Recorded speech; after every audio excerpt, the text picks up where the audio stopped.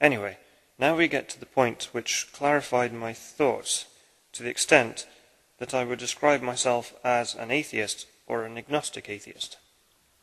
I had been fascinated by the illusionist Derren Brown, but particularly by the fact that he said his mind reading was not telepathy, and that those who claimed to be clairvoyant were either deluded or dishonest.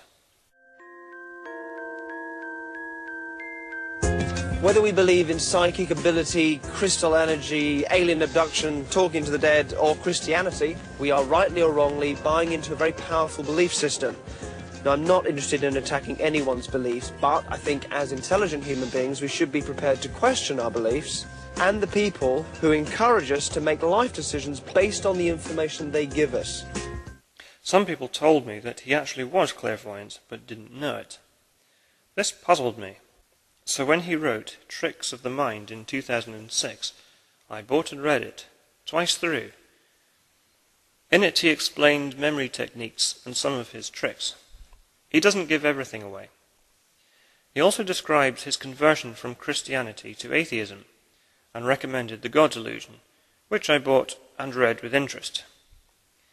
It was at this point that my belief that I was probably being monitored and observed by some intelligent non-human entity vanished.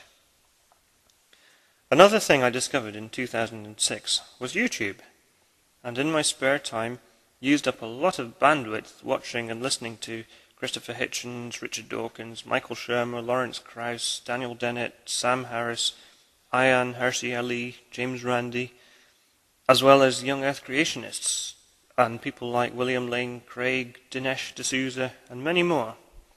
In between all the music videos, of course.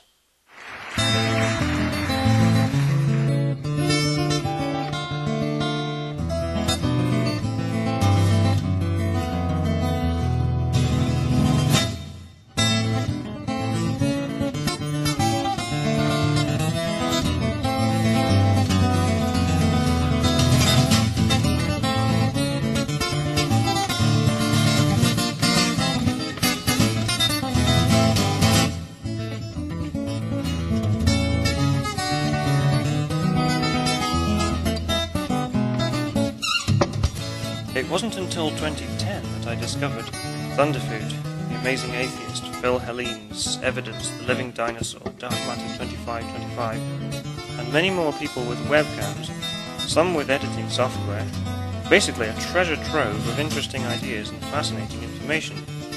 I knew ordinary people made videos, but I had no idea how good some of them were. So between then and now, I've been spoilt for choice and learned a lot, for which I'm very grateful. I've mentioned this before, but Phil Hellene's in particular was the catalyst who persuaded me to start making videos, something I was quite nervous about to begin with. But I'm glad I did. We were told long ago, and for a long time, that there was only the Earth, that we were the centre of everything.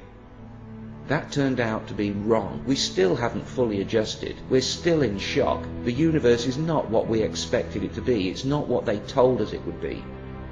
This cosmic understanding is all new to us, but there's nothing to fear. We're still special. We're still blessed. And there might yet be a heaven. But it isn't going to be perfect, and we're going to have to build it ourselves. If I have something that can be called a soul that needed saving, then science saved it from religion. That was a very condensed version of my story, and not so much deconversion, but more an abandonment of magical thinking, as MacNuts would say. I'm very lucky to have grown up without religion being forced on me, but I feel the same way as Voodoo 6 in terms of wanting to be able to be the voice I wish I had heard when I was a kid, to help them avoid going down so many pitfalls and dead ends. I'm amazed by how many bright young folk there are on YouTube, people such as Cokie Pirate, Vitoldian, Unassumption, 420 Simpson, Lafayette, 1991, to name but a few. There are a number of theists who give me a hard time, and I'm grateful to them for helping to challenge my own conclusions. A part of me, it's still hopeful that one of them will come up with an argument which shows that there actually is an afterlife. But I'm not holding my breath.